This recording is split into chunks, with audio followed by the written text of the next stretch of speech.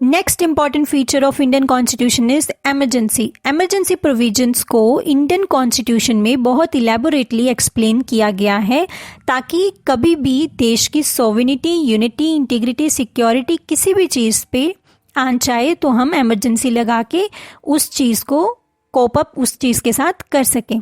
तो हमारे यहाँ पे इमरजेंसी 3 तरह से लग सकती है, national emergency, state emergency, financial emergency. National emergency लगती है आर्टिकल 352 के अंडर। कैसे कैसे लग सकती है, कौन कौन से ग्राउंड्स पे लग सकती है? या तो वॉर हो जाए तब लगेगी, या एक्सटर्नल एग्रेशन हो तब लगेगी, या आर्म्ड रिबेलियन हो तब लगेगी। जब हमारा कॉन्स्टिट्यूशन ओरिजिनली बना था तो ये आर्म्ड रिबेलियन नाम का वर्ड उसमें नहीं था, उसमें इंटरनल डिस्टर्बेंस नाम का वर्ड था। लेकिन फिर हमें पता है कि एक बार नेशनल इमरजेंसी बीच में लगेगी 1975 में, और फिर हम देखेंगे कि इस वर्ड को उसके बाद अमेंडमेंट आएगी 44th कॉन्स्टिट्यूशनल अमेंडमेंट एक्ट 1978, उसमें इस वर्ड को हटा दिया जाएगा और इसमें आर्म्ड रिबेलियन वर्ड को ऐड कर दिया जाएगा, क्योंकि 1975 वाली इमरजेंसी इंटरनल डिस्टर्बेंस के ग्राउंड पे लगाई गई थी, राइट। उससे पहले भी 2 बार नेशनल इमरजेंसी लग चुकी है, बट वो वॉर्स की वजह से लगी थी, जब इंडो पाक वॉर हुए थे, राइट, उस हिसाब से। लेकिन वो लगी थी इंटरनल डिस्टर्बेंस के ग्राउंड पे, इसलिए बाद में 44th कॉन्स्टिट्यूशनल अमेंडमेंट एक्ट से इस वर्ड को चेंज कर दिया गया। 44th कॉन्स्टिट्यूशनल अमेंडमेंट एक्ट कब होता है? 1978, आर्टिकल 352, नेशनल इमरजेंसी। सेकेंड तरह की इमरजेंसी होती है स्टेट इमरजेंसी। ये 2 आर्टिकल्स के थ्रू लगेगी, या तो लगती है आर्टिकल 356 के अंडर या आर्टिकल 365 के अंडर।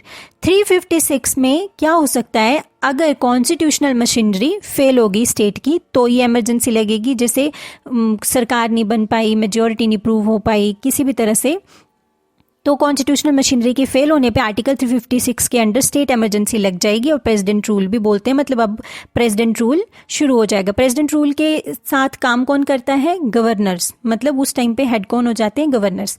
दूसरी तरह की इमरजेंसी तब लग सकती है स्टेट इमरजेंसी आर्टिकल 365 के अंडर, जब सेंटर की डायरेक्शंस को फॉलो ना किया जाए, failure of comply with the directions of the centres, right, ये आता है आर्टिकल 365 के अंडर। तो स्टेट इमरजेंसी 2 तरह से लग सकती है, या तो कॉन्स्टिट्यूशनल मशीनरी फेल हो जाए, या सेंटर की डायरेक्शन या स्टेट की सरकार जो मनमानी हो जाए, वो सेंटर की बातें मान ही न रही हो, तो आप स्टेट को कंट्रोल करने के लिए, संभालने के लिए आर्टिकल 365 के अंडर स्टेट इमरजेंसी लगा दोगे। और आप भी जानते हो कि इसका कई बार बहुत ज़्यादा दुरुपयोग किया जाता है, रॉन्गली इसको इस्तेमाल किया जाता है।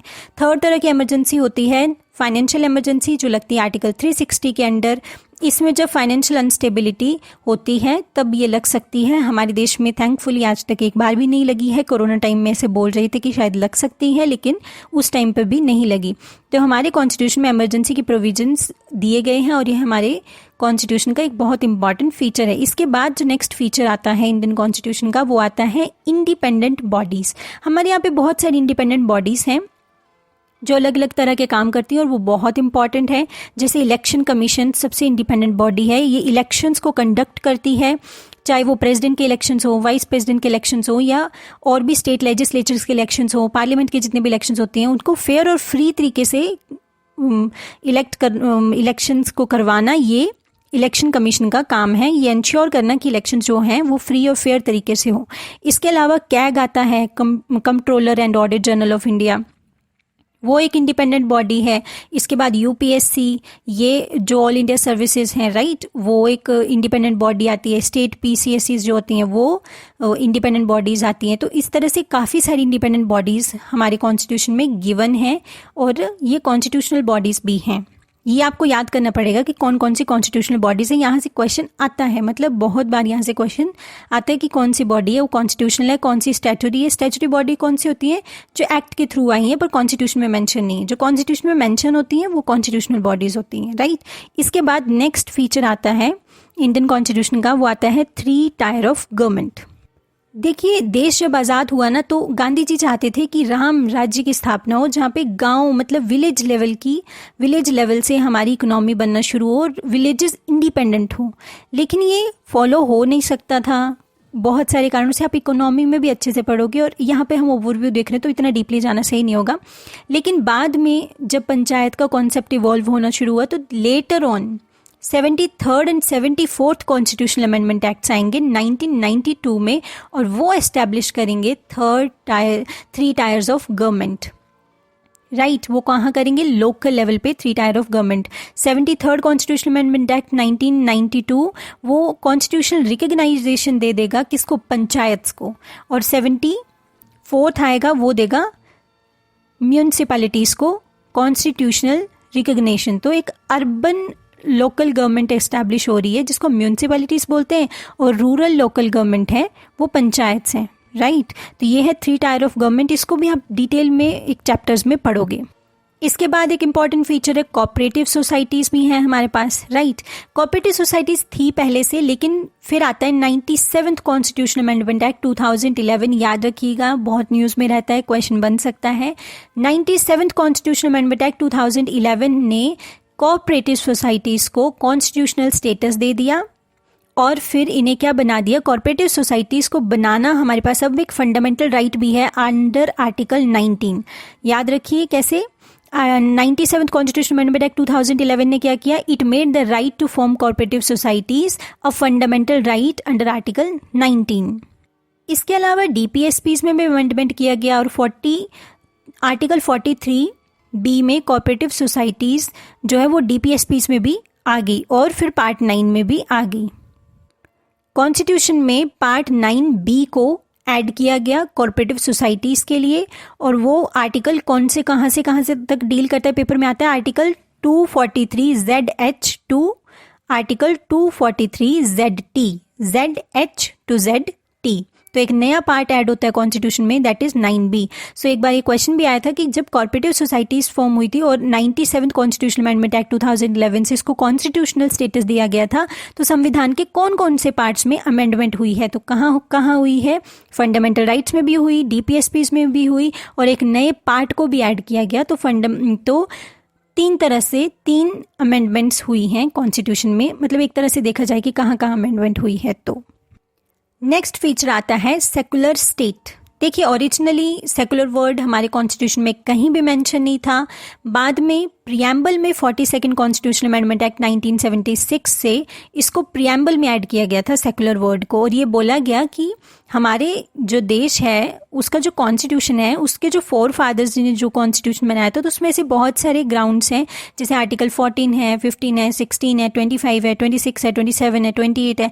ऐसे बहुत सारे आर्टिकल्स हैं जो ये शो करते हैं कि हमारे जो 4 फादर्स थे वो चाहते थे कि रिलीजन स्टेट पे हावी ना हो कभी भी, हमारा देश सेकुलर देश बन के रहे। तो फिर सेकुलर वर्ड को प्रियम्बल में 42nd कॉन्स्टिट्यूशनल अमेंडमेंट एक्ट 1976 से ऐड कर दिया गया। ओरिजिनली ये कॉन्स्टिट्यूशन में था नहीं। तो वर्ल्ड में बहुत सारे ऐसे स्टेट्स हैं, यहाँ पे स्टेट का वर्ड मतलब नेशन ही है। राइट, स्टेट का थोड़ा बड़ा वर्ड आता है नेशन के कंपैरिजन में। राइट, तो स्टेट का मतलब है यहाँ पर, मतलब वर्ल्ड में बहुत सारे ऐसे स्टेट्स हैं जो किसी एक पर्टिकुलर रिलीजन को मानते हैं। राइट, जैसे पाकिस्तान है, बांग्लादेश है, बहुत सारे मुस्लिम कंट्रीज़ और भी हैं जो एक पर्टिकुलर धर्म को मानती हैं। बहुत सारे ऐसे हैं जो क्रिश्चियनिटी को मानते हैं। राइट, लेकिन कुछ ऐसे देश हैं जो किसी भी धर्म को एज अ स्टेट रिलीजन नहीं मानते। वो बोलते हैं कि अपने अपने धर्म का जो लोग जिस धर्म का पालन करना चाहते हैं उस रिलीजन का पालन करें, उनको माने, जिस तरह से वर्शिप करनी वैसे करें। लेकिन स्टेट किसी भी धर्म को अपने स्टेट में घोषित नहीं करेगा कि हमारा नेशन ये वाले धर्म को फॉलो करता है। जैसे USA है, जैसे इंडिया है, हमारे जो नेशन है उसका कोई रिलीजन नहीं है, लेकिन सब लोग अपने अपने रिलीजन्स को फॉलो कर सकते हैं, और ये होता है एक सेकुलर स्टेट। तो हमारा जो फीचर है एक इंडियन कॉन्स्टिट्यूशन का, वो ये भी है कि वो सेकुलर स्टेट है। वो संविधान के बहुत सारे प्रोसीजर्स में मेंशन भी था। राइट, लेकिन as it is word mention नहीं था। वो word 42nd constitutional amendment act 1976 से ऐड होता है। तो ये हमारे फीचर्स खत्म होते हैं। इसके बाद हम देखेंगे क्रिटिसिज्म ऑफ द कॉन्स्टिट्यूशन। तो पहला और इम्पॉर्टेंट क्रिटिसिज्म तो ये है कि एलिफेंट साइज है, मतलब इतना बड़ा है कि एलिफेंट भी छोटा, मतलब इतना बड़ा कॉन्स्टिट्यूशन बना दिया है। राइट, तो अब ये बनाना तो ज़रूरी भी था, क्योंकि जितने हमारे देश की डाइवर्सिटी है, जितने हमारे देश का जियोग्राफिकल एरिया है, उस हिसाब से हर चीज़ को जब आप डिटेल में लिखोगे तो वो बल्कि होना ही था। तो बहुत बड़ा है, पर ये क्रिटिसिज्म है। उसके बाद जो सेकंड क्रिटिसिज्म आता है कि बोरोड कॉन्स्टिट्यूशन है, बहुत सारे देश के कॉन्स्टिट्यूशन से को पढ़ा और वहाँ से बोरो कर लिया। गवर्नमेंट ऑफ इंडिया एक्ट 1935 से बोरो किया है।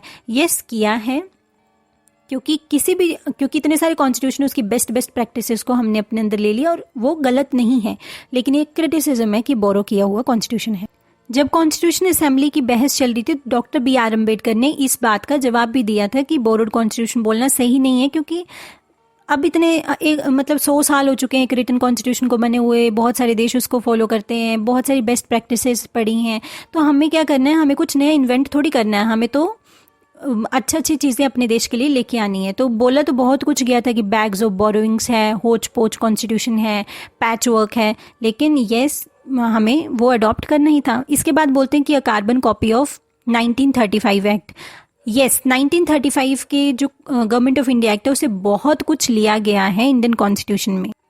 तो जैसे बहुत सारे लोग थे, जैसे उसमें से एक थे एन श्रीनिवास, उन्होंने बोला था कि बहुत सारी तरह से, जैसे both in language and substance, ये जो है कॉन्स्टिट्यूशन वो एक क्लोज कॉपी रखता है गवर्नमेंट ऑफ इंडिया एक्ट 1935 की, तो एक कार्बन कॉपी लगता है।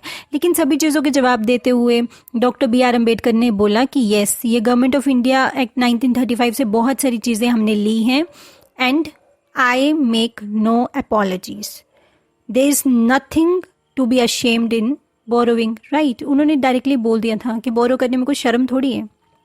Nobody holds any patent rights in the fundamental ideas of constitution, किसी के पास पेटेंट थोड़ी है किसी चीज़ का, ठीक है। तो उन्होंने बहुत कुछ कहा था और सबकी बोलती बंद करवाई थी डॉक्टर बी आर अम्बेडकर ने। और अमेजिंग पर्सनैलिटी, यस, अगेन इनके बारे में पढ़ना भी बहुत बहुत इंपॉर्टेंट है। इसके बाद आता है नेक्स्ट क्रिटिसिज्म, और वो क्रिटिसिज्म है एंटी इंडियन है या एंटी गांधीयन कॉन्स्टिट्यूशन है। मतलब गांधी जी की जो विजन है उसके अंगेंस्ट है, एंटी इंडिया कॉन्स्टिट्यूशन, ऐसा कॉन्स्टिट्यूशन आपने बना दिया है, ये क्रिटिसाइजर्स बोल रहे थे। लेकिन क्रिटिसाइज करना इज़ रियली ईजी। तो वो बोल रहे थे कि ये जो अनगांधीयन कॉन्स्टिट्यूशन है, ये क्यों अनगांधीयन है, क्योंकि जैसे गांधी जी चाहते थे कि पंचायत लेवल्स पे काम हो, विलेज लेवल पे काम हो, तो ना आपने पंचायत बोला है, डिस्ट्रिक्ट पंचायत, म्यूनसिपैलिटीज, ऐसा कुछ भी नहीं है इस कॉन्स्टिट्यूशन में। तो ये अनगांधीयन हो गया अकॉर्डिंग टू क्रिटिसाइजर्स। और एंटी इंडिया है, क्योंकि इंडिया की भी बहुत सारी फिलॉसफीज को इसमें नहीं डाला गया है जैसा हम सोचा करते थे। And the next criticism is dominance of lawyers. ये तो था भी, क्योंकि बहुत सारे जितने भी पढ़े लिखे लोग थे उस टाइम पे ना, जो भी पढ़ लिख जाता था वो लंदन जाके लॉयर बन के वापस आता, तो लॉयर बनते थे, आईसीएस एग्जाम क्लियर करते थे, ये सब करते थे। तो जो पढ़े लिखे लोग हैं ना, वो बहुत सारे लॉयर्स होते थे। तो एक्चुअली में जो पढ़े लिखे थे, जो देश में थे, जो सरकार बना रहे थे उस टाइम पे, जो कॉन्स्टिट्यूशन उस टाइम पे बना रहे थे, जो कांग्रेस में थे, वो ज़्यादातर वकील ही थे। तो ये कोइंसिडेंस हो सकता है। और फिर जब लॉयर्स ने इस कॉन्स्टिट्यूशन को लिखा तो ये बल्कि नहीं हुआ, बल्कि उसको डिटेल फॉर्म में लिख दिया गया, उसको ऐसी लैंग्वेज में लिखा गया जो आज तक समझना हमारे लिए इज़ रियली डिफ़िकल्ट। तो ये तो था भी, लेकिन वो इतना डिटेल्ड है कि आज भी हम उस कॉन्स्टिट्यूशन के बुनियाद पे, उसके प्रिंसिपल्स पे काम करते हैं। और हमारा देश, जो लोगों ने उस टाइम पे जब आज़ाद हुआ तो कहा था कि कितने टुकड़ों में बटेगा, लेकिन आज भी पूरा यूनाइटेड है। So thanks to the forefathers कि उन्होंने इतना अच्छा कॉन्स्टिट्यूशन हमें बना के दिया। आप देखेंगे कि नेपाल को अपना कॉन्स्टिट्यूशन बनाना पड़ा बार बार, पाकिस्तान का अभी तक ढंग से सेटल नहीं हुआ है।